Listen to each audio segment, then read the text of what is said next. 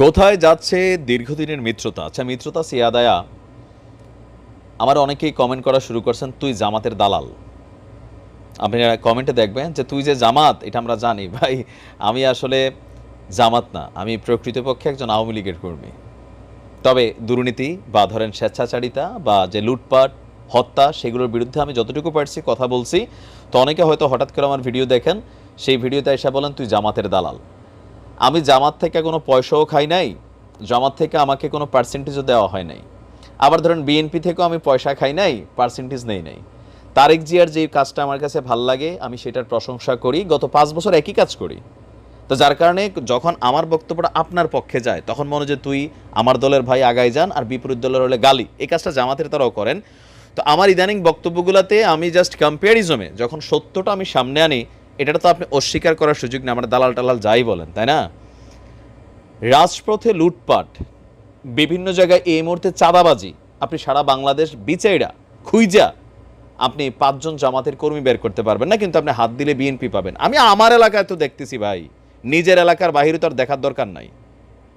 তা আমি যেগুলো বলি এগুলো হচ্ছে গণমাধ্যমের খবর, আপনি আপনার এলাকায় খোঁজ নেন যে এখনো রাস্তায় কারা জীবী তুলতেছে, আওয়ামী লীগ তো নাই। আর পত্রিকাতে দেখতেছেনই যে তারেক রহমান কি করা করা হুঁশিয়ারি দিচ্ছেন, তাই না? তো এবার আসেন, আমি আমার জায়গাটা ক্লিয়ার করলাম। এখন বিএনপিকে একদিকে আমরা যখন দেখছি যে বেগম খালেদা জিয়া তিনি বিদেশি কূটনৈতিকদের সাথে সাক্ষাৎ দেওয়া শুরু করেছেন, জনাব তারেক রহমান ভিডিও কনফারেন্সের মাধ্যমে তার জনগণের সামনে যে আগামী দিনে এই লুটপাট বন্ধ করো, এই স্বৈরাচারিতা বন্ধ করো, অলরেডি দলের নেতাকর্মীর বিরুদ্ধে মামলা দিচ্ছে, ইতিহাস তৈরি করছে তারেক রহমান, কিন্তু কোথাও না কোথাও এখনো শতভাগ কন্ট্রোলিং হচ্ছে না। এটা যখন পরিস্থিতি, তখন জামাতের ইস্যুতে বিএনপি আবার সমালোচনা করছেন রুহুল কবির রিজভী যে আওয়ামী লীগকে মাফ করার ইস্যুটা যেটা, এটা কিন্তু ঠিক না। এটা নিয়ে কিন্তু একটা বাদানুবাদ চলছে, বাট জামাতের আমির বলছে যে না, এখানে ন্যায় বিচার নিশ্চিত করার লক্ষ্যে যারা ভিকটিম তারা মামলা করলে জামাত সেখানেও সহযোগিতা করবে। উদারতা দেখাইছে, আওয়ামী লীগ তো সব খারাপ না ভাই, আমি তো খারাপ না নাকি? তো এরকম ভালো আওয়ামী লীগও আছে, তারারও এই দেশে রাজনীতি করার সুযোগ আছে, এতদিন আপনার ছিল না, এখন তাদের থাকবেন, এটা হতে পারে না। সুতরাং তাদেরকে শুধরানোর জন্য সুযোগ দেওয়া হোক, বাট অন্যায় যারা করছে তাদের সাজা তৈরি হবে।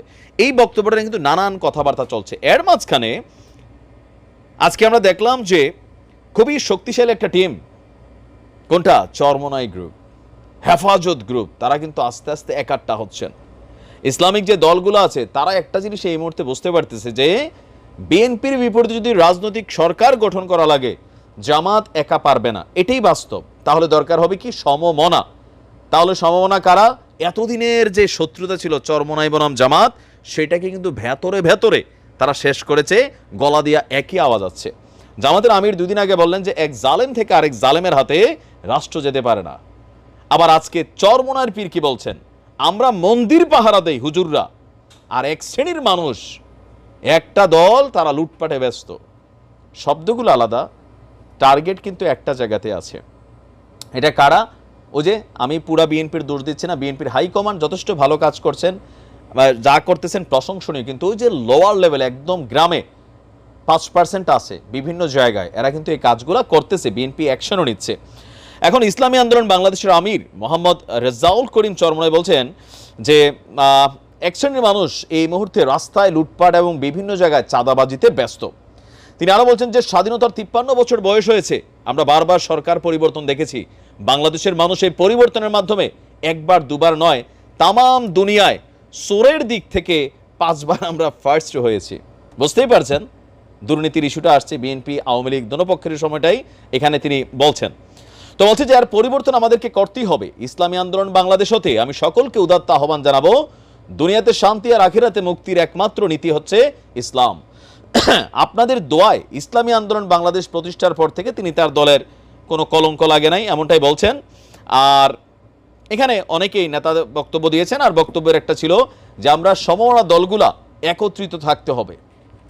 এখন যদি ধরেন আওয়ামী লীগ নির্বাচনে না আসবে সম্ভাবনা আছে, তো বিএনপি এবং জামাতের মধ্যে যদি একক নির্বাচনটা টক্কর হয়, জামাত কিন্তু বিএনপিকে ডিফিট করে সরকার গঠন করতে পারবে না। হয়তো কিছু সিট পাবে, 50-100 পাইতে পারে, কিন্তু বিএনপি সোশ্যাল মিডিয়াতে তারা যতটা না একটি এলাকা ভিত্তিক, আপনি দেখেন প্রত্যেক এলাকায় ভাইটাইয়ের সালাম টালাম, তারপর যে বন্যার সুযোগটা ছিল, বিভিন্ন বন্যা দুর্গত এলাকায় ত্রাণও দিয়েছে, ভালো কাজও করছে। আলহামদুলিল্লাহ আমি দেখছি আমার এলাকাতে অনেকে ভালো কাজও করছে।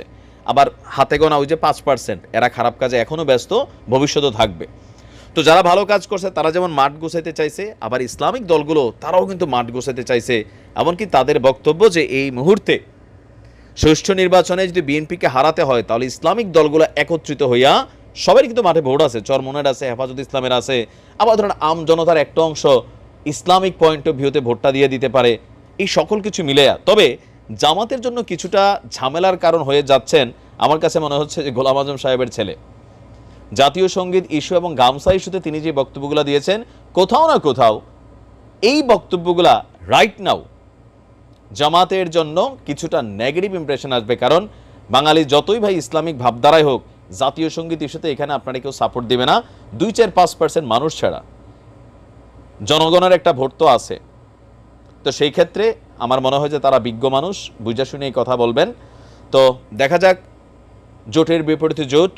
জামাত আসলে তাদের যেই, আমরা ভাবতেছি উপরে উপরে কি করতেছে না, তারা তাদের যে নেটওয়ার্কিং, আওয়ামী লীগ সরকারের 16 বছর এতগুলো হত্যা, তাদের এত বড় বড় নেতা মারা গেছে, বিচার হয়েছে, তারপর জেলে ছিল, এই নেটওয়ার্ক তারা চালাইছে। তারা তাদের নেটওয়ার্ক আন্ডারগ্রাউন্ডে চালায়। তবে ওই আন্ডারগ্রাউন্ড মানে এটা না যে কালো জগৎ, তারা সিস্টেমিকলি তাদের কাজ চালায়।